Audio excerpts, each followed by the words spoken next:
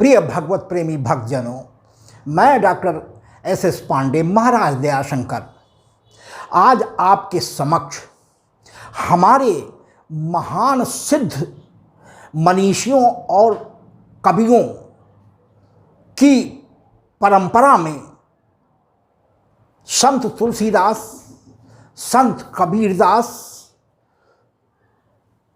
साध्वी परम कृष्ण भक्त मीराबाई जी आदि के चरित्रों का वर्णन करने का आपसे वादा किया था। इस कड़ी में मैंने करीब 6-7 महीने पूर्व अपने संत तुलसीदास जी की संपूर्ण जीवनी एवं तुलसीदास जी से संत तुलसीदास बनने की का विवरण आपके समक्ष प्रस्तुत किया था, जिसका आप सभी भक्तों ने खुले दिल से स्वागत किया था। भक्तों, आज उसी कड़ी में हमारे उन्हीं 500 वर्ष पूर्व के उन्हीं महान संतों अर्थात श्री तुलसीदास जी के समकालीन हमारी राजस्थान जोधपुर की रहने वाली परम कृष्ण भक्त मीरा जी के जीवन चरित्र के कुछ पहलुओं को आपके समक्ष रखकर उनके द्वारा जीवन के अंतिम दिन गाए गए अंतिम पद को आज आपके समक्ष प्रस्तुत करना चाहता हूं। भक्तों, परिचय के रूप में मीरा जी का परिचय दे देना भी बहुत आवश्यक है। हमारी मीरा जी का जन्म राजस्थान के जोधपुर के मेड़ुता नामक ग्राम में हुआ था। भक्तों, आपके बाबा जी श्री राम दूदा जी परम कृष्ण भक्त थे और राज परिवार होने के कारण आपके यहाँ श्री चतुर्बुद्ध नाथ जी का एक विग्रह, बहुत ही सुंदर सा विग्रह जो मिला था, उसको स्थापित कर एक मंदिर की भी स्थापना आपने राजमहल में सभागार बनवा करके कर दी थी। और हमारे दूदा जी और श्रीमती झालाबाई जी से 5 संतानें हुई भक्तों, जिसमें सबसे छोटी संतान रतन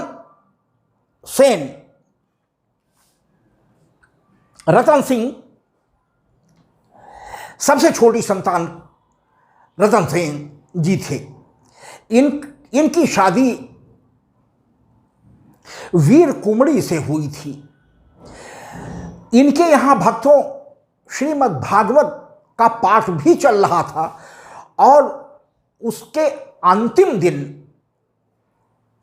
क्वार शरद पूर्णिमा के दिन हमारी मीराबाई जी का जन्म हुआ। भक्तों, रतन सिंह और कुमड़ी जी को बहुत प्रसन्नता हुई और इस पुत्री को बहुत प्यार करते थे। श्री राम दूदा जी अक्सर सभागार में श्री चतुर्बुद्ध नाथ जी के मंदिर में गोद में ले करके जाया करते थे और वहाँ साधु संत अक्सर आकर के टिके रहते थे। राज परिवार में किसी चीज़ की कमी तो थी नहीं। तो भक्तों, बचपन से ही हमारी मीरा जी पर भक्ति के संस्कार पड़ गए थे और जैसे ही बोलने वाली हुई और कुछ और स्पष्ट बोलने लगी, साधु संतों द्वारा गाए गए भजनों की 1-2 कड़ियाँ भी गाने लगी थी। और भक्तों, जब 4 से 5 वर्ष के बीच में हमारी मीरा जी हुई तो विधिवत इतनी कुशाग्र बुद्धि थी कि विधिवत साधु संतों द्वारा गाए गए भगवान कृष्ण के पदों को कंठस्थ करके गाया करती थी। उस समय ये स्वयं रचना नहीं कर पाती थी। भक्तों, एक दिन की बात है जब हमारी मीरा जी करीब 8 वर्ष की थी, इनके दरवाजे से एक बारात जा रही थी जिसमें रथ पर दूल्हा विराजमान था।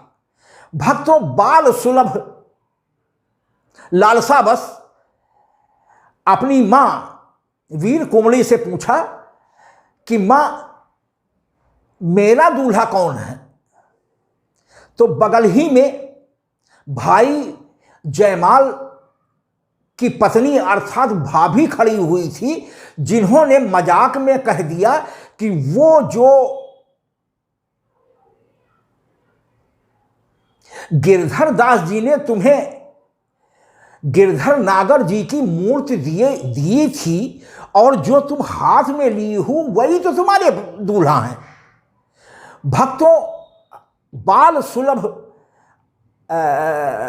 बुद्धि होने के कारण इनके मन में गहरी, हमारे मीरा जी के मन में ये गहरी छाप पड़ गई और इन्होंने वास्तव में श्री गिरधर जी की उस विग्रह को ही अपना पति मान लिया।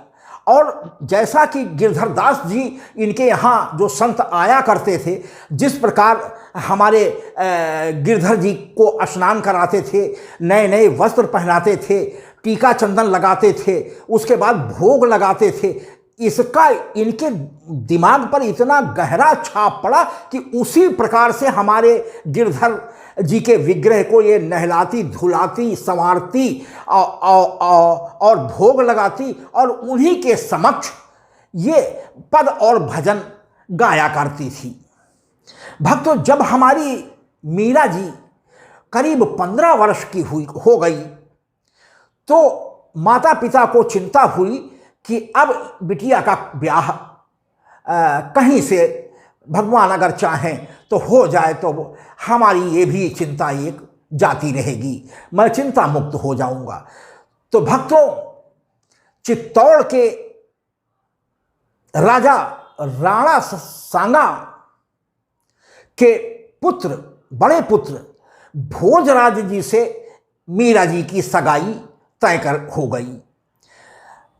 भक्तों, मीरा जी ने तो तन मन धन से गिरधर नागर को अपना जीवन समर्पित कर दिया था और पति रूप में स्वीकार कर लिया था। इसलिए मीरा जी के तमामों ना करने के बाद जब लोक लाज की दुहाई माता पिता और परिवार द्वारा दी जाने लगी तो किसी प्रकार से मीरा जी इस शर्त पर तैयार हुई कि मेरे गिरधर नागर की पूजा, सेवा, शुश्रूषा, श्रृंगार और उनको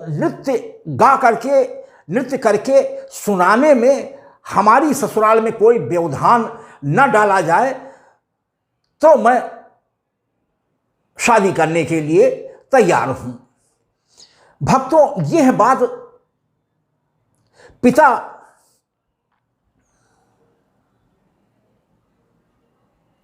श्री रतन सिंह जी ने जाकर के भोजराज से कही। समधी श्री राणा सांगा से तो कहने का साहस नहीं हुआ, लेकिन होने वाले दूल्हे को समझाया कि बेटा, बचपन से ही हमारी बिटिया गिरधर नागर को पथ परमेश्वर के रूप में गाती, नाचकर रिझाती है, साज करती है, श्रृंगार करती, भोग लगाती है। तो मेरी आपसे प्रार्थना है कि हमारी बिटिया के इस काम में आप सहायता करेंगे। अगर आप सहायता करेंगे तो मैं आपका आजन्म ऋणी रहूँगा और मेरी पुत्री भी आराम से आपके साथ जीवन यापन कर लेगी। भोजराज जी ने पूरे तौर पर आश्वस्त किया कि मैं किसी भी प्रकार से मीराबाई के गिरधर नागर की पूजा अर्चना में व्यवधान नहीं पैदा करूंगा, बल्कि जो कुछ मुझसे हो सकेगा मैं सहयोग भी करूंगा। भक्तों, इस प्रकार मीरा जी की सगाई तय हो गई।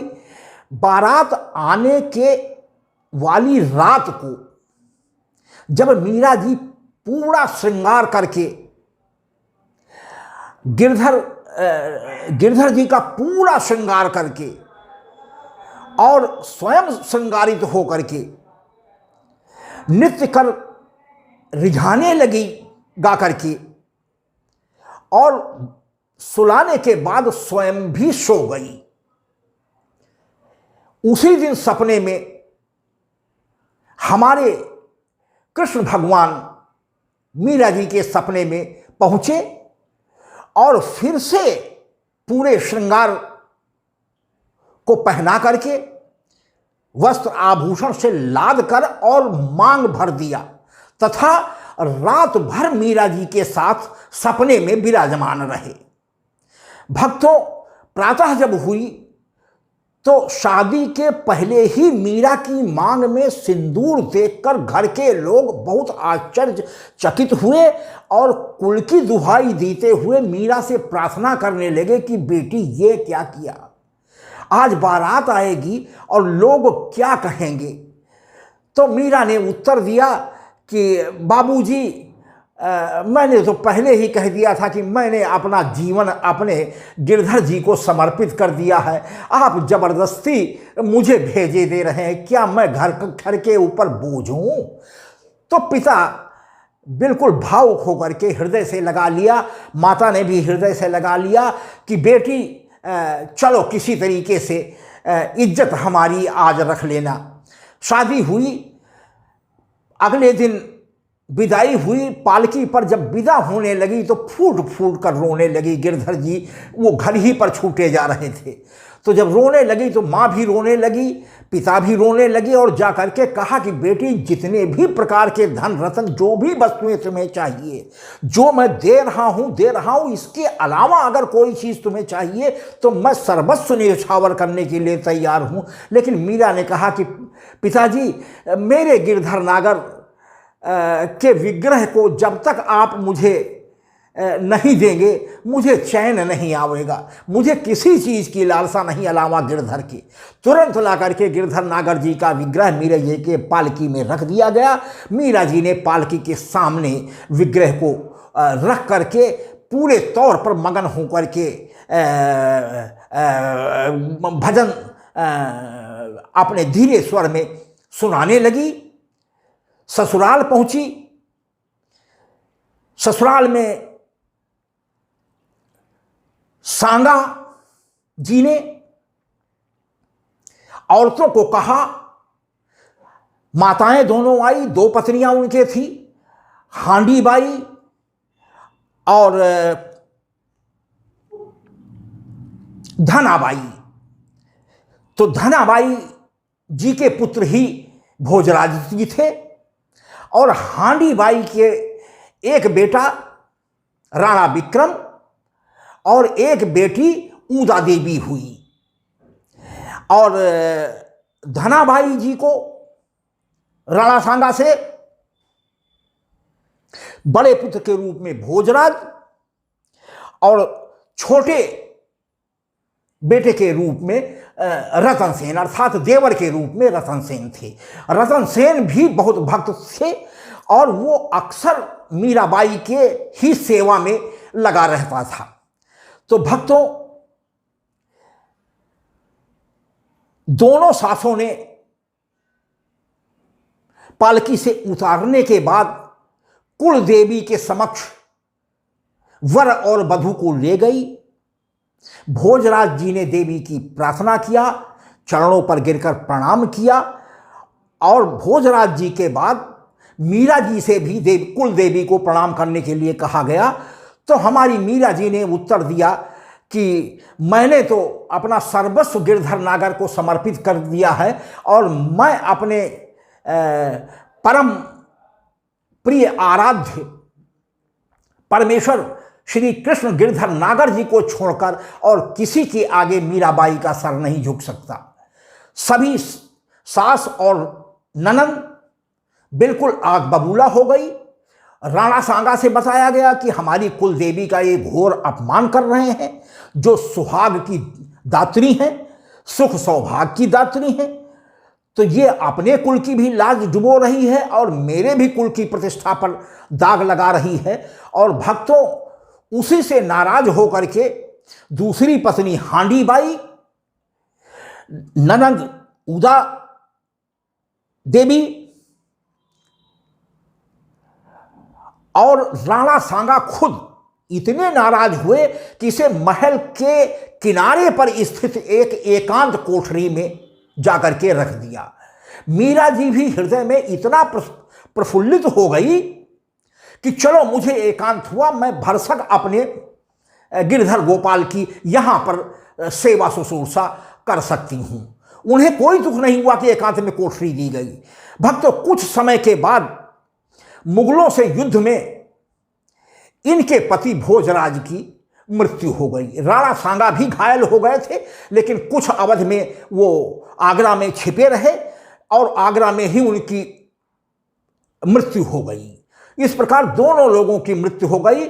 मीरा हमारी बिल्कुल अपने को अब अकेली पाने लगी और मीरा को अकेली पा करके अब हांडी बाई का जो दूसरी सास थी और उनके दोनों बच्चे, पुत्री उदा देवी और पुत्र राणा विक्रम के अत्याचार बेहद बढ़ गए, क्योंकि साधु संत कोई आ जाता था तो उनकी संगत करने से ये नहीं चूकती थी, घुंघरू बांध करके नाचने लगती थी। तो उन्होंने अपने परिवार की पूरी प्रतिष्ठा धूल धूसरित समझकर तरह तरह से मीराबाई को प्रताड़ित करना शुरू कर दिया। और भक्तों, एक बार विष का कटोरा दयाराम पंडा के द्वारा मीरा को भिजवा दिया गया कि ये प्रभु का चरणामृत है। मीरा ने चरणामृत समझकर उस विष को पी लिया और प्रभु की ऐसी माया कि जिसके रक्षक स्वयं भगवान हो उसका कोई बाल बांका कर सकता था। मीरा का कुछ नहीं बिगड़ा। भक्तों, उसके बाद त्रास देने की अगली श्रृंखला में पिटारे में बंद करके कोबरा को भेजा गया और जैसे ही मीरा ने टोकरी का ढक्कन खोला, देखा कि उसमें सजीव शालिग्राम भगवान की मूर्ति विराजमान है। भक्तों, ये भी हमारे प्रभु कृष्ण की अहेत की गिरधर नागर की कृपा थी।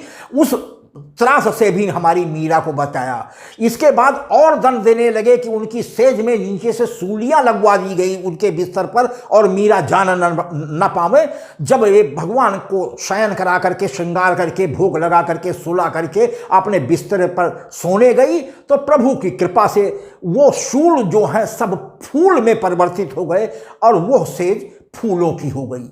भक्तों, इसी कड़ी में एक छद्म वेशधारी साधु का रूप धर कर मीरा के पास आया और वो कहने लगा कि गिरधर नागर ने मुझे आपका संग करने के लिए भेजा है। मीरा जी ने कहा कि जो अगर हमारे भगवान की आज्ञा है तो भगवान आप पधारें, रुके और पहले आप भोजन करके आराम कर लें, तत्क्षण प्रभु की जो आज्ञा होगी मैं उसका पालन करूंगी। भोजन कराया। भोजन कराने के बाद सभागार में साधु संतों के समक्ष एक सुंदर सी सेज बिछा करके मीरा जी उसी पर विराजमान हो गई और उन छद्म वेशधारी संत से कहा कि जो कुछ हमारे प्रभु ने आदेश दिया है आप आकर के मेरा संग करने के लिए स्वतंत्र हैं। भक्तों, शर्म से उनकी नजरें उस छद्म वेशधारी साधु की ऊपर नहीं उठी और उसे अपनी गलती का एहसास हुआ।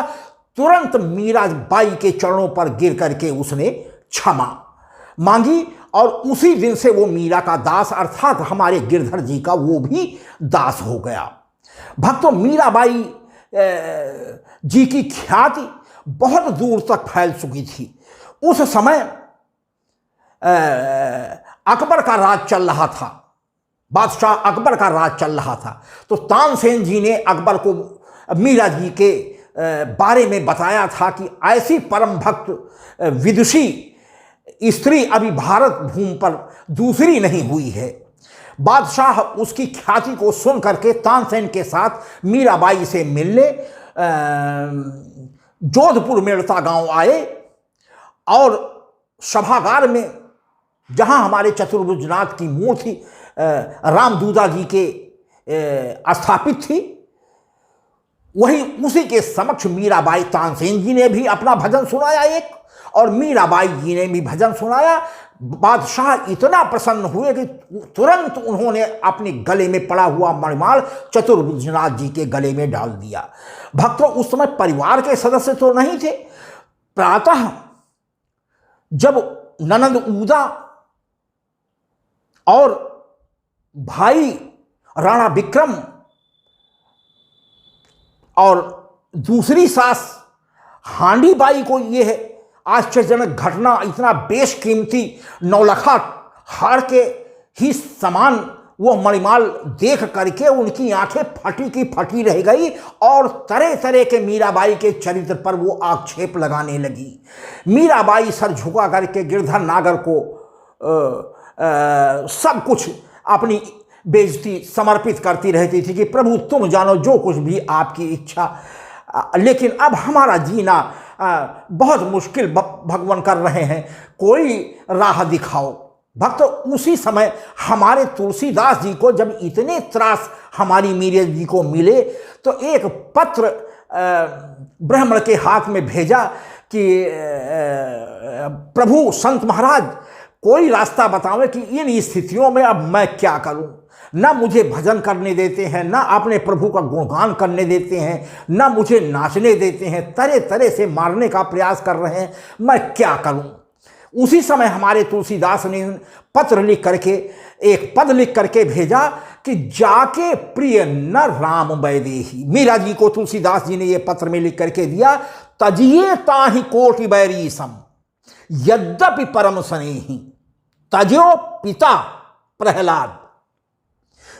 विभीषण बंधु भाई को, रावण को, भरत महतारी कैकेयी जी को, और वो सब मुदमंगलकारी हुआ।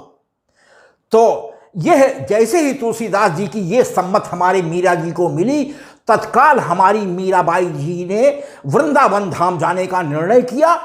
और वृंदावन धाम में उस समय जीवा गोस्वामी जी के परम शिष्य श्री जीवा जी महाराज परम कृष्ण भक्त की चर्चा बहुत थी और ये मीराबाई जी उनसे मिलने के लिए आतुर थी।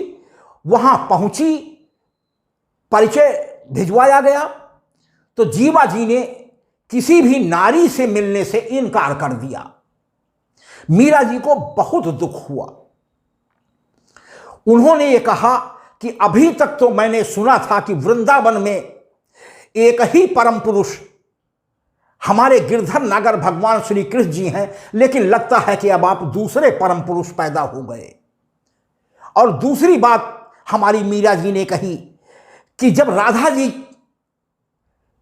कृष्ण की प्राण प्रिया हैं, प्राण बल्लभा हैं, उनकी आत्मा हैं और उनको आप प्रणाम कर सकते हैं, तो मुझे प्रणाम करने देने में आप संकोच कर रहे हैं।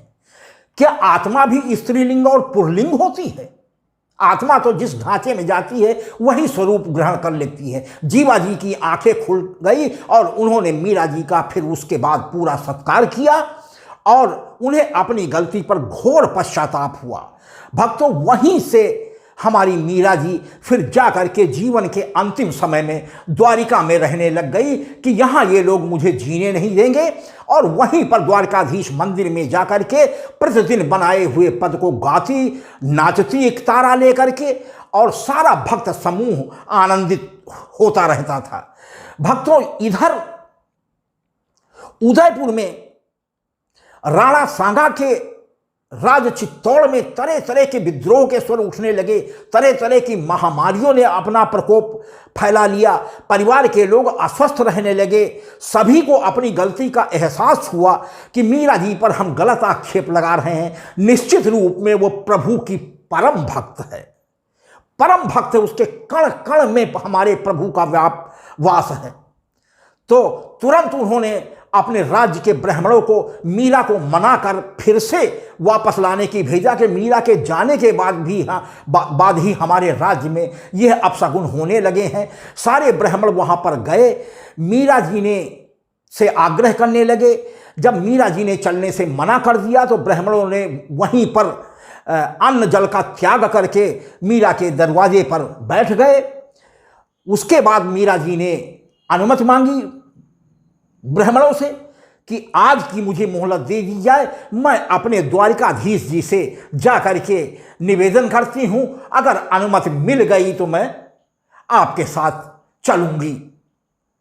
भक्तों, पूर्ण श्रृंगार के बाद सहित हमारी मीरा जी अपने जीवन के अंतिम दिन द्वारिकाधीश मंदिर में जाकर के जिस पद को सुनाया है भक्तों, उस भाव को मैंने अपने पद के रूप में बना करके कम से कम 6 महीने की कठिन परिश्रम के बाद भक्तों आज आपके समक्ष ये पद प्रस्तुत करने में अपने को समर्थ कर पाया हूं। भक्तों, अगर कोई त्रुटि रह गई होगी तो आप क्षमा करेंगे। जिस प्रकार आपने हमारे तुलसीदास जी के पद पर अपनी कृपा बरसाई है और करीब 2000 से ऊपर भक्तों ने हमारे उस पद को सुना है, आज हमारे भारत की अमूल्य कवयित्री परम कृष्ण भक्त मीरा जी को भी आपके द्वारा वही प्यार और आशीर्वाद दिया जाएगा। भक्तों, तो आइए, अंतिम समय में हमारी मीरा जी ने जिस समय पद समाप्त हुआ है भक्तों, एक आश्चर्यजनक घटना हुई है कि जैसे ही हमारी मीरा जी पद समाप्त करके हमारे द्वारकाधीश भगवान के चरण छूने के लिए साष्टांग हुई, उसी समय मूर्ति हमारे द्वारकाधीश जी की दोनों बाहें आगे बढ़ करके हमारी मीरा जी को उठाया और मीरा जी को अपने में समाहित कर लिया, विलीन कर लिया और एक तेज पुंज मीरा के शरीर से निकलता हुआ द्वारकाधीश में विलीन हो गया। ये भक्तों उस समय मंदिर के परिसर में उपस्थित भक्त और ज्ञानीजन सभी ने अपनी आंखों से देखा और मीरा जी का शरीर उसके बाद हमारे श्री द्वारकाधीश में समाहित हो गई, विलीन हो गई, प्रभु ने अपने गोद में ले लिया। भक्तों, मीरा की निशानी के तौर पर मीरा जी का एक वस्त्र चुनरी केवल भगवान ने बाहर रखा, जिसको आज भी हमारे द्वारकाधीश जी अपनी पगड़ी में बांधे रहते हैं। वो मीरा की याद दिलाती है भक्तों कि हमारे द्वारकाधीश जी मोर मुकुट के अतिरिक्त पगड़ी भी पहनते हैं, लेकिन उस पगड़ी में मीरा की गवाही देती हुई मीरा की वो चुनरी जो अंतिम दिन उन्होंने पहनी थी, आज भी वो चुनरी उसमें रखी जाती है। इस प्रकार भक्तों, मीरा जी का शरीर कोई नहीं जान पाया कि कहाँ गया। आंखों के सामने बस एक ज्योति पुंज निकलता हुआ द्वारिकाधीश जी में विलीन होता हुआ लोगों ने देखा और लाश पूरी गायब थी। भक्तों, ये आश्चर्य किंतु सत्य घटना है। इतनी परम भक्त हमारी मीरा जी रही हैं। तो भक्तों, आपका ज्यादा समय न लेकर के मैंने मीरा जी के जीवन में घटी इन सभी घटनाओं को क्रमशः आपके समक्ष एक माला के रूप में प्रस्तुत कर रहा हूं। भक्तों, आपसे निवेदन है कि सप्ताह में प्रति सप्ताह 7 दिन के बाद ही मैं एक पद डालता हूं, तो आपसे मेरा करबद्ध निवेदन है कि मेरे प्रभु के गुणगान के लिए आप आधे से 1 घंटे का समय जरूर निकाल लेंगे और बेरुके हुए या छोड़े हुए पूरे पद को आप सुनेंगे, तभी हमारी माला अक्षुण्ण रहेगी। अर्थात मीरा जी का चरित्र आपको क्रमशः अवस्था के हिसाब से आगे बढ़ता हुआ दिखाई देगा। भक्तों, हमारी मीरा जी का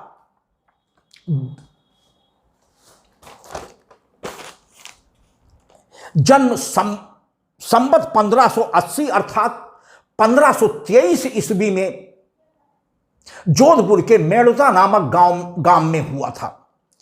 भक्तों, हमारी मीरा जी की मृत्यु संवत 1645 अर्थात 1588 ईस्वी में हुई थी, 65 वर्ष की आयु में। भक्तों, मीरा जी हमारी पूर्व जन्म अर्थात द्वापर में माधवी नामक गोपी थी। भक्तों, हमारी राधा जी की अष्ट सखियों में प्रमुख सखी चंपक लता जी थी, तो हमारी माधवी जी चंपक लता की ही सेवा शुश्रूषा में लगी रहती थी। भक्तों, हमारी माधवी गोपी का ब्याह नंदगांव के सुंदर नामक गोप से हुआ था। भक्तों, सुंदर गोप हमारे कन्हैया के 16 सखाओं में से एक सखा था। भक्तों, जब ब्याह कर घर नंदगांव माधवी जी को लाया गया तो नंदगांव की यह परंपरा थी कि पहली बार ब्याह कर आने वाली बहू का सबसे पहले दर्शन हमारे कन्हैया जी करते थे या कन्हैया जी का दर्शन सबसे पहले कराया जाता था। तो भक्तों, जब यह प्रस्ताव माधवी को बताया गया तो वह पुरातन संस्कार में बंधे होने के कारण उन्हें तो कृष्ण की महत्ता पता नहीं थी कि ये परम ब्रह्म मनुष्य रूप में अवतार लेकर के हमारे कन्हैया आज नंद और यशोदा जी के पुत्र हैं, बने हैं। तो मुझे भी कोई संकोच परमपिता के समक्ष नहीं होना चाहिए। उन्होंने ये सुंदर से कहा कि पराये पुरुष के समक्ष मैं कैसे तत्काल पहली बार मुंह खोल दूं। तो इन्होंने अपना मुख नहीं खोला। फलस्वरूप हमारे कन्हैया जी की ऊपर तो कोई फर्क नहीं पड़ा, लेकिन सुंदर दुखी रहने लगा। संयोग से भक्तों, हमारे प्रभु ने 7 वर्ष की अवस्था में एक सुंदर गोवर्धन पूजा के लिए लीला किया और अपनी उंगली के ऊपर गोवर्धन पर्वत को धारण कर इंद्र के मूसलाधार बारिश के प्रकोप से संपूर्ण ब्रज गोपिकाओं को, मई गौओं और बछड़ों को भी छत्र के नीचे, गोवर्धन पर्वत के नीचे खड़ा कर बचाया था। और इंद्र हार कर क्षमा मांग कर चरण दंडवत करके क्षमा मांग कर चले गए हार कर। तो भक्तों, उसी समय शरण लेने के लिए सुंदर के साथ हमारी माधवी गोपी भी वहाँ पहुँची थी। लेकिन जिस समय वर्षा बंद हो गई, हमारे प्रभु श्री कृष्ण जी ने गोवर्धन महाराज को यथास्थान जो स्वयं बने हुए थे फिर से रख दिया। तो वो गोपी की तब निगाह भगवान कृष्ण के ऊपर पड़ी तो कोट काम को लजाते हुए स्वरूप को देखकर विमोहित होकर के हमारी माधवी वहीं मूर्छित होकर के जमीन पर गिर पड़ी। तुरंत हमारे कन्हैया जी ने आकर के झुककर माधवी को उठाया और प्रणाम किया कि हमारे सखा की ये बहू है। तो तब हमारे सुंदर ने पूरा कन्हैया जी को परिचय भी दिया। तो भगवान ने इन्हें क्षमा कर दिया। जब ये होश आया माधवी को तो इन्होंने भगवान को अगले जन्म में अपने पति के रूप में कन्हैया से प्रार्थना किया कि आप अगले जन्म में मुझे पति रूप में प्राप्त हो। भगवान, आज अब मेरी यही दिली इच्छा है। तुरंत हमारे कृष्ण जी ने वरदान दिया कि जाओ, जब तुम कलयुग में मीरा नाम की गोपी बनोगी तब आप जब भी चाहोगी हम आपके पास उपस्थित मिलेंगे। तो वही ये पूर्व जन्म का भक्तों कुछ वृत्तांत बता देना भी आपके लिए नितांत आवश्यक मैंने महसूस किया। और भक्तों, जो चंपकलता जिनकी दासी माधवी जी द्वापर में बनी हुई थी, वो चंपकलता आज चंपा बन करके मीरा की दासी बनना उन्होंने स्वीकार किया। जो सेवा माधवी ने द्वापर में चंपकलता जी की थी, आज उसके उलट चंपकलता जी चंपा बनकर के कलयुग में आई हैं और आज मीरा की दासी बनकर के जीवन भर मीरा जी के साथ रही। और भक्तों, आपको ये भी जानकारी के लिए बता दें कि अपने 65 वर्ष के जीवन काल में हमारी मीरा जी ने ऐसे ऐसे अमर पद गाए हैं और उनके सभी पदों का संकलन हमारी मीरा जी ने ही किया और उसके बाद उन्होंने प्रकाशित करवाया है। उसके बाद प्रकाशन कहीं के भी रहे हों, लेकिन मीरा जी के सभी पदों को मीरा दासी के रूप में, चंपकलता जो हमारी द्वापर की थी आज चंपा दासी के रूप में आई हैं, उन्होंने ही सारे पदों को संग्रहित किया है। भक्तों, एक सूची उनके अमर पदों की मैं अपने इस पद जो उनका हमारी मीरा जी के जीवन का अंतिम पद है आपके समक्ष प्रस्तुत करने जा रहा हूं।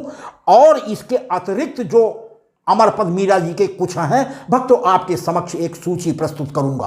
तो आइए, अब आपका ज़्यादा समय न लेकर के हम अपने मीरा जी के उस जीवन के अंतिम पद में जो द्वारकाधीश मंदिर में अपने परम आराध्य गिरधर नागर श्री द्वारिकाधीश भगवान को सुनाया था, और पद पूरा होते ही हमारे प्रभु कृष्ण ने द्वारिकाधीश जी ने अपने में मीरा के शरीर को संपूर्ण रूप में विलीन कर लिया था, और किसी को वो लाश उपस्थित भक्तों और संतों और ज्ञानियों को नहीं दिखाई दी। तो आइए हम अब अपने मीरा जी के उस मधुर पद के भावों को पुनः बना करके काफ़ी परिश्रम के बाद भक्तों आपके समक्ष लाया हूँ। आइए चलते हैं। हमारी मीरा जी का ये अमर पद है, अंतिम जीवन का अंतिम पद। सुरती बड़ी नीक लागे राधा बरनाथ, सुरती बड़ी नीक लागे राधा बरनाथ, सुरती बड़ी नीक लागे। भक्तों, अब इसके बाद मीरा जी का क्रमशः इतिहास कि किन परिस्थितियों में मीरा जी ने चित्तौड़ छोड़कर आकर के द्वारिका में बस गई थी, उन परिस्थितियों को और जीवन में जो भी घटनाएं घटी क्रमशः आगे आपके समक्ष रख रहा हूं। विक्रम, जो कि इनकी दूसरी सास का बेटा था, राणा विक्रम, और उदा देवी जो इनकी ननद थी, और स्वयं हांडी बाई जो इनकी दूसरी सास थी, बेहद इनको जीवन में त्रास इन्होंने दिया, और मीरा जी को क्या क्या नहीं कहा, आवारा, कुलनासी, तरह तरह की बातें कही, लेकिन मीरा जी सब सहती हुई। जब सारा दुख असह्य हो गया तो द्वारिका में आ गई, और अंतिम समय में अपने यही उद्गार सब हमारे द्वारिकाधीश के समक्ष सुनाए थे। तो भक्तों, सुरती बड़ी नीक लागे राधा बरनाथ, सुरती बड़ी नीक लागे भाई विक्रम त्रास दिलाता, भाई विक्रम दूसरों के माध्यम से तरह तरह के त्रास मीरा जी को वो दिलाता था, स्वयं सामने नहीं आता था। तो भाई अपने द्वारिकाधीश जी को अपना दुख सुना रही। भाई विक्रम त्रास दिलाता, आपकी पूजा करने न देता, आपकी पूजा करने न देता, घर तजी आई हूँ नाथ, सुरती बड़ी नीक लागे राधा बरनाथ, सुरती बड़ी नीक लागे।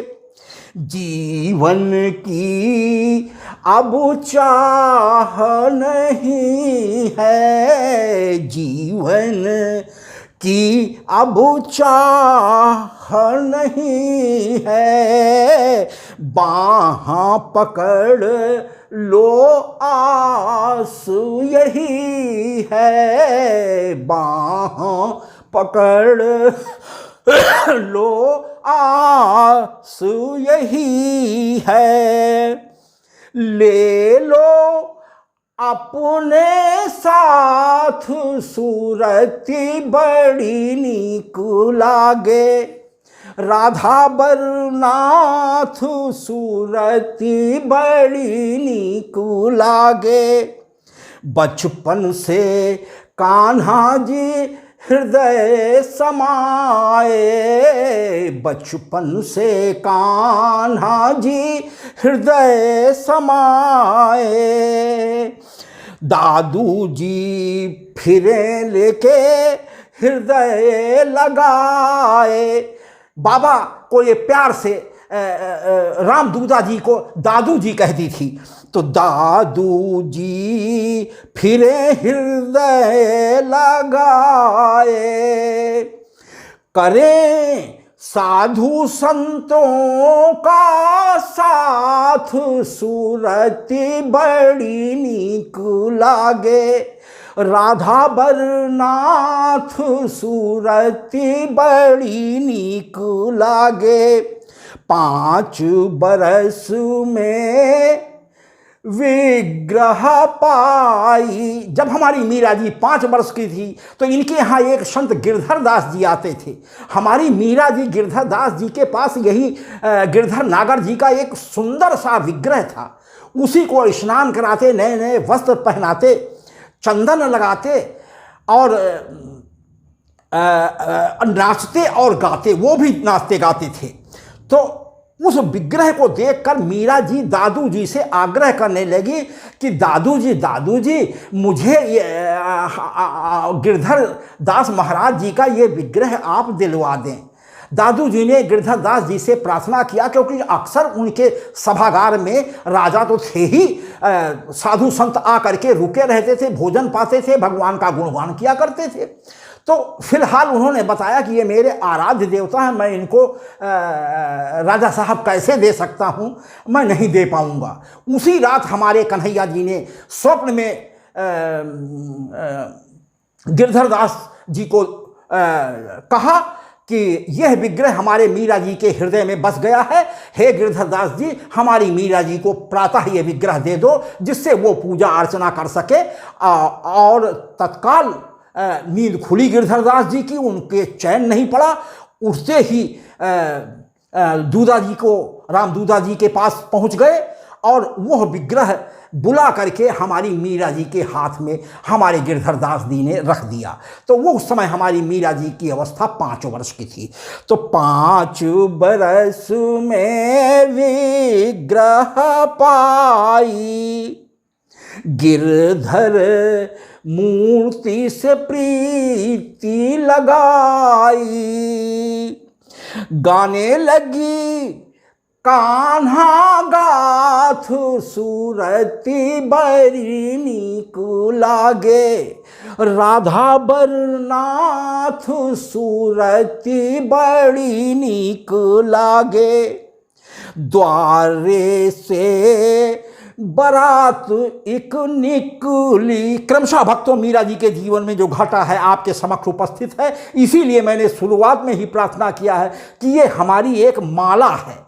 सभी कड़ियों को भक्तों आप समय निकाल कर जरूर सुनिएगा। मैं आपका हृदय से आभारी रहूँगा, तभी आप अच्छी तरीके से समझ पाएंगे। तो द्वारे से बारात एक निकली, 8 बरस की मैं दूल्हा देख ली। उस समय हमारी मीरा जी 8 वर्ष की थी। तो दूल्हा सजे हुए रथ पर दूल्हे को देखकर इनका हृदय प्रफुल्लित हो गया और अपनी माँ से पूछ बैठी कि मैया हमारा दूल्हा कब मिलेगा।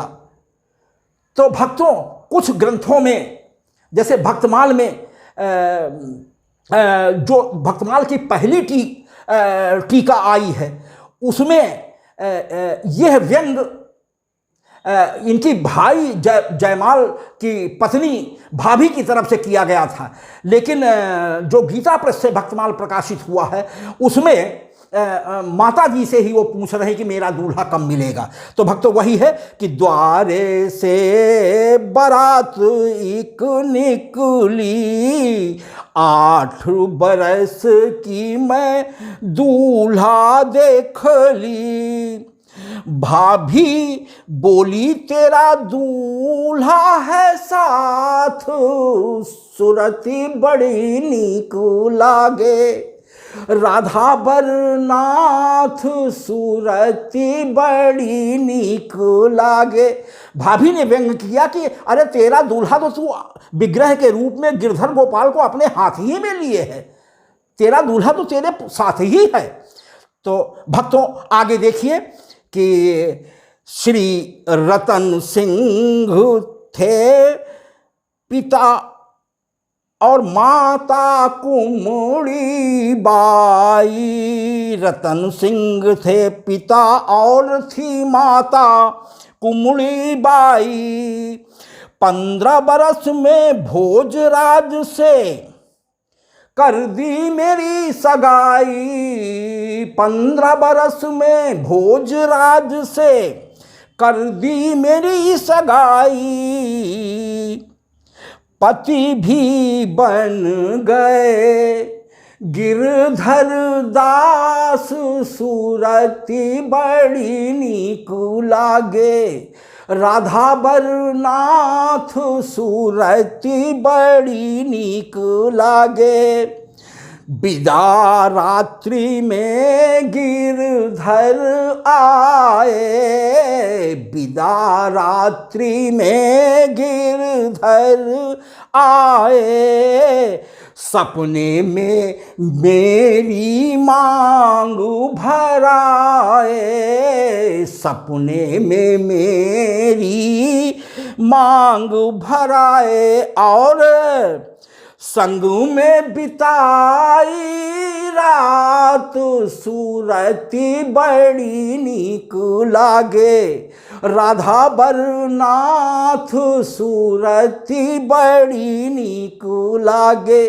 भक्तों, विदाई वाली रात में ही सपने में हमारे गिरधर नागर जी मीरा के भावों को देखकर आए और पूरा श्रृंगार कर करके मांग भरी और मीरा के अनुरोध पर पूरी रात्रि रुके और उसके बाद हमारे भगवान अंतर ध्यान हो गए। प्रातःकाल जब मीरा की मांग में सिंदूर लगे हुए माता पिता और हांडी बाई, राणा विक्रम, उदा देवी ननद ने देखा तो उन्होंने कहा कि ये क्या गजब तुमने कर दिया, पूरे कुल की बारात अब आकर के टिकी हुई है, लोग क्या कहेंगे, हंसी करेंगे, हमारे कुल की लाज जाएगी और जिस कुल में जा रही हो उसकी भी लाज जाएगी। तो तुरंत सिंदूर मिटा दिया गया। फिर से भोजराज के साथ भांवरी हुई, भोजराज जी ने फिर से सिंदूर दिया। अब बारात विदा हुई। पालकी में जब बैठी तो भक्तों बहुत दुखी थी, रो रही थी। माता पिता ने समझा कि कोई चीज़ की कमी रह गई है, तुरंत हृदय से लगा करके बेटी से पूछा कि बिटिया क्या कमी रह गई है, तुम बताओ, रो नहीं, मैं सब पूरी करूंगा, सर्वस्व न्यौछावर है तुम पर, क्योंकि तुम अकेली ही हमारी पुत्री हो। लेकिन मीरा जी ने कहा कि बाबू और मैया मुझे इस किसी चीज़ की ज़रूरत नहीं है, आप मुझे मेरे गिरधर गोपाल को मेरी पालकी में बैठा दें, इतना दान दे दें बस, और आप मैया मुझे किसी चीज़ की आस नहीं है और किसी चीज़ की आवश्यकता नहीं है। तो वही है कि बिदा रात्रि में गिरधर आए, सपने में मेरी मांग भराए, और संग में बिताई रात सूरति बड़ी नीक लागे, राधा बरनाथ सूरति बड़ी नीक लागे। पहुँची पालकी। अब भक्तों, पालकी यानी विदा होकर के हमारी मीरा जी चित्तौड़ राणा सांगा के महल में पहुंच गई हैं। तो वहां आकर के दोनों सासें, यानी इनकी अपनी सास धनाबाई और हांडीबाई, ननन, कुल परिवार के सभी लोग विदाई करने आए और पालकी से उतार कर सबसे पहले कुल देवी की उनके यहाँ पूजा होती थी, तो वर और वधू यानी भोजराज जी को और मीरा जी को कुल देवी के मंदिर में ले गए। सबसे पहले भोजराज जी ने प्रणाम किया, साष्टांग दंडवत किया, पूजा अर्चना किया। उसके बाद मीरा जी से जब पूजा करने के लिए और दंडवत करने के लिए, प्रणाम करने के लिए कहा गया, सुख और सौभाग्य की दात्री हमारी कुल देवी है, तो मीरा जी ने तत्काल उत्तर दे दिया कि मेरे तो गिरधर गोपाल दूसरों न कोई, और जाके सिर मोर मुकुट मेरो पति सोई। मैंने अपने हृदय में एक बार अपने गिरधर गोपाल का पति के रूप में वर्ण कर लिया हूँ, तो मेरा मस्तक और मेरे हाथ अब उनकी अलावा और किसी के समक्ष नहीं झुक सकते हैं। इससे पूरा परिवार बेहद नाराज हो गया और नाराज होकर के ही तरह तरह के त्रास देने की योजना बनाने लगे। भक्त तुरंत ही राणा सांगा भी पत्नी के कहने पर बिगड़ गए और महल के एक किनारे पर स्थित कमरे में इनको भेज दिया।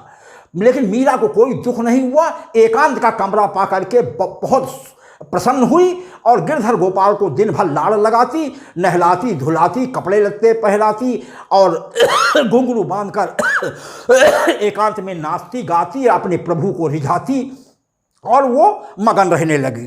भक्तों, वही चीज़ हमारे इस पद में क्रमशः आगे बढ़ता हुआ आप देखेंगे कि पहुँची पाल की सासू बोली, मेरी कुल देवी पूंजो पहुँची पाल की सासू बोली, मेरी कुल देवी पूंजो सुंदर मेली।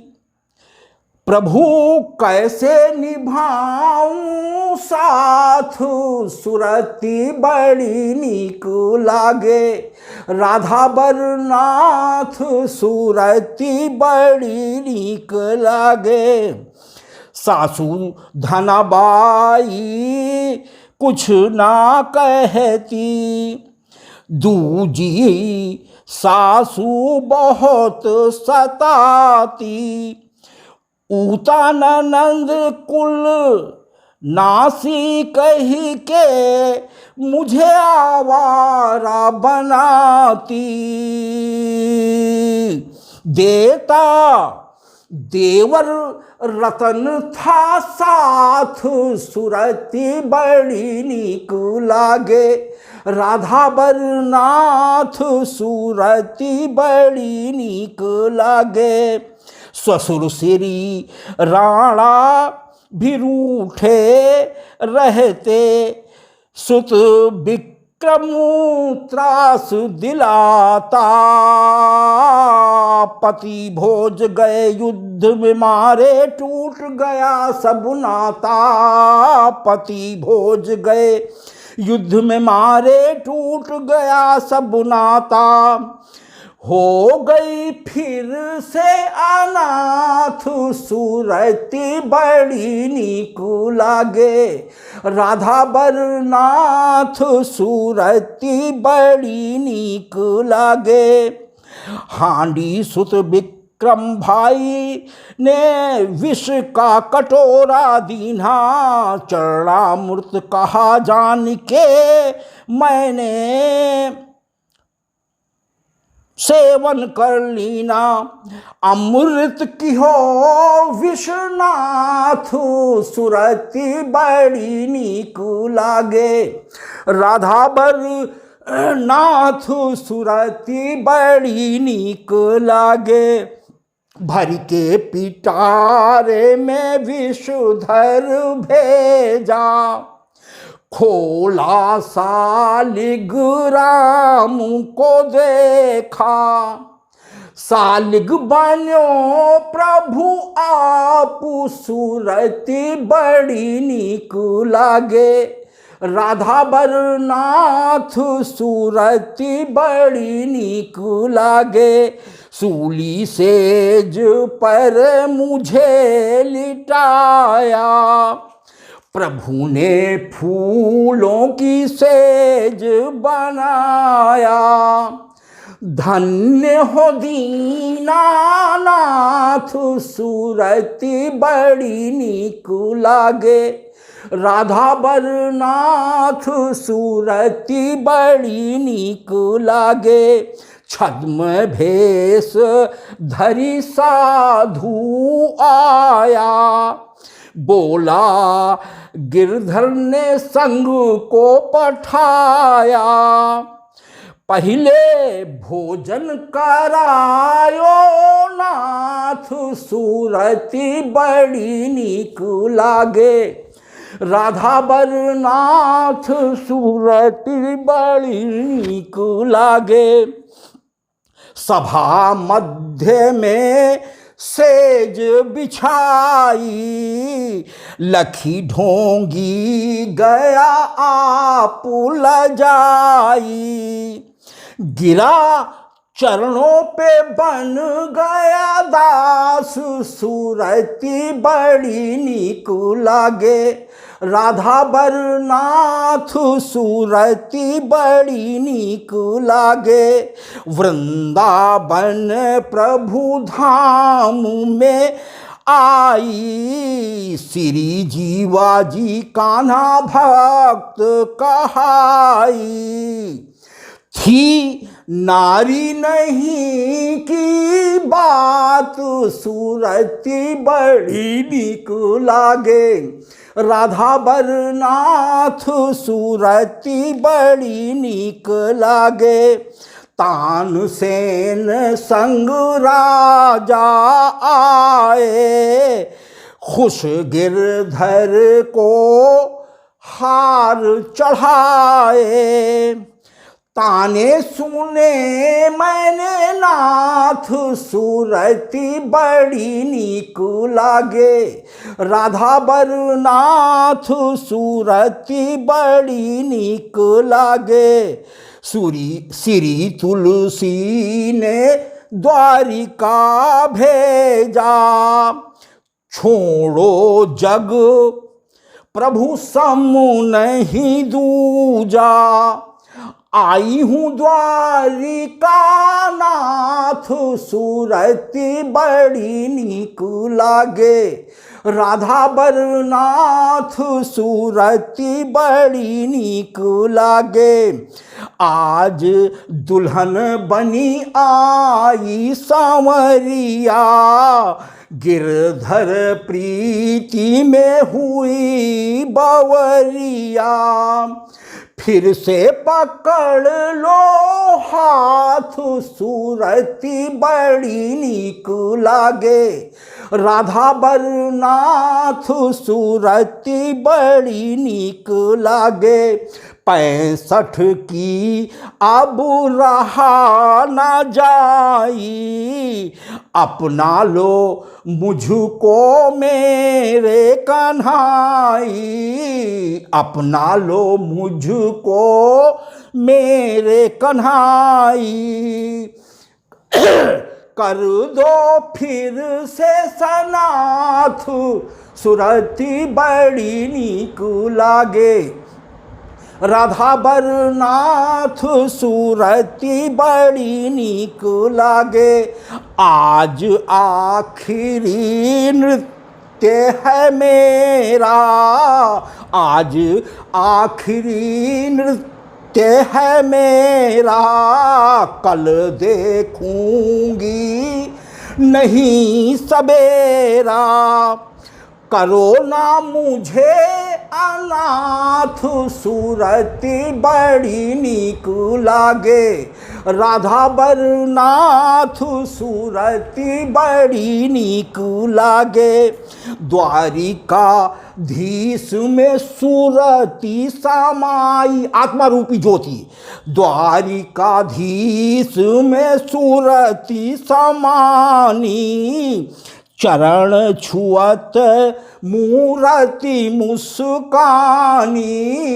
चरण छुअत मूरति मुस्कानी। बढ़े प्रभु के दोनों हाथ सूरती बड़ी नीक लागे। राधा बरनाथ सूरती बड़ी नीक लागे। द्वारिका धीस में मीरा समानी, देखते रह गए भक्त अज्ञानी।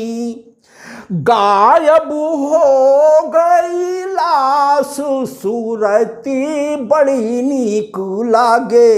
राधा बरनाथ सूरती बड़ी नीक लागे। मीरा चुनरी प्रभु पगड़ी में बांधी, मीरा चुनरी प्रभु पगड़ी में बांधी। देती रहेगी मीरा की साखी, देती रहेगी मीरा की साखी। ऋणी रहेगा द्वारिका नाथ सूरती बड़ी नीक लागे। राधा बरनाथ सूरती बड़ी नीक लागे। अंत में भक्त दयाशंकर का भक्तों कहना है कि दयाशंकर मीरा बड़ भागी। दयाशंकर मीरा बड़ भागी। गिरधर के चरणों की हो गई दासी। गिरधर के चरणों की हो गई दासी। हुई अमर प्रभु के साथ हुई अमर प्रभु के साथ, सूरती बड़ी नीक लागे। राधा बरनाथ सूरती बड़ी नीक लागे। राधा बरनाथ सूरती बड़ी नीक लागे। भक्तों, अंतिम लाइन पर एक बार और कृपा करें कि दया शंकर मीरा बड़ भागी, गिरधर के चरणों की दासी।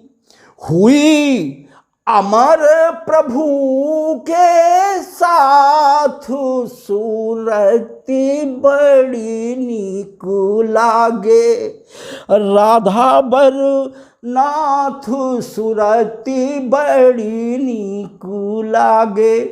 धन्यवाद भक्तों, 6 महीने के परिश्रम के बाद पूरी जानकारी जब जुटा पाया हूँ तो 1 सप्ताह से इस पद को अंतिम रूप देने में व्यस्त रहा और आज जैसा भी बना भक्तों आपके समक्ष है। हमारी मीरा भाई हमारे भारतवर्ष की महान विभूति हमारे संत तुलसीदास, सूरदास और कबीरदास की तरीके से हैं। भक्तों, मेरा सभी हिंदी भाषी राज्य सरकारों से निवेदन है कि हमारे मीरा बाई के जो मैं निम्न कुछ अमर पद आपके समक्ष बतलाने जा रहा हूँ, अवश्य कक्षा 5 से कक्षा 10 के पाठ्यक्रमों में शामिल करके पुनः हमारी भारत की भक्ति संस्कृति को बढ़ाने में हमारी सरकारें योगदान करें तो हमारी नई पीढ़ी का बहुत कल्याण होगा। भक्तों, हमारे मीराबाई जी के अमर पदों में से कुछ आपके समक्ष है कि ऐसी लागी लगन मीरा हो गई मगन, वो तो गली गली हरि गुण गाने लगी, मीरा हो गई मगन, ऐसी लागी लगन। भक्तों, दूसरा हमारी मीरा जी का महत्वपूर्ण अमर पद है कि हेरी मैं तो प्रेम दीवानी मेरो, दर्द न जाने कोई। भक्तों, तीसरी महत्वपूर्ण अमर पद है हमारा कि गली तो सारी बंद हुई, हर से मिलूं मैं कैसे जाए, गली तो सारी बंद हुई। और भक्तों, महत्वपूर्ण पद है कि पपाया रे पीऊ की बानी न बोल, पपिहारे पीऊ की बानी न बोल। और भक्तों, कि मेरे तो गिरधर गोपाल दूसरो न कोई, जाके सिर मोर मुकुट मेरो पति सोई। और भक्तों, अगला पद हमारी मीरा जी का अमर पद कि तनिक हरि चितवो हमरी ओर, तनिक हरि चितवो हम चितवत तुम चितवत नाही, दिल के बड़े हो कठोर, तनिक हरि चितवो। और महत्वपूर्ण अमर पद है कि बसो मोरे नैनन में नंदलाल। और अमर पद है भक्तों, पिया तू कहाँ चला गयो, नेहा लगाए पिया तू कहाँ चला गयो। और अमर पद भक्तों है कि सखीरी मेरो कान्हा, कलेजे की कोर, सखीरी मेरो कान्हा। और अमर पद है भक्तों, माई रे मैंने लियो गोविंदा मोल, माई रे मैंने लियो। और अमर पद है भक्तों, माई रे मैंने वरली न्यो गोपाल, माई रे मैंने वरली। और भक्तों, महत्वपूर्ण है कि पग घुंघरू बांधी मीरा, नाची रे पग घुंघरू बांधी मीरा। और भक्तों महत्वपूर्ण पद है कि पायो जी मैंने राम रतन धुनि पायो, पायो जी मैंने राम रतन धुनि धन पायो। सबसे महत्वपूर्ण पद भक्तों हमारी मीरा जी का है, जो हृदय से हटने का नाम नहीं लेता। भक्तों बड़े परिश्रम के बाद इस पद की प्राप्ति हुई है कि लट उलझी सुलझा जा रे मोहन, हाथ मेरे मेहंदी लगी है। लट उलझी सुलझा जा रे मोहन, हाथ मेरे मेहंदी लगी है। भक्तों कभी जब जब मौका मिलता जाएगा भक्तों, मैं मीराबाई के इन अमर पदों को पुनः आपके समक्ष संपूर्णता में प्रस्तुत करने का प्रयास करूंगा।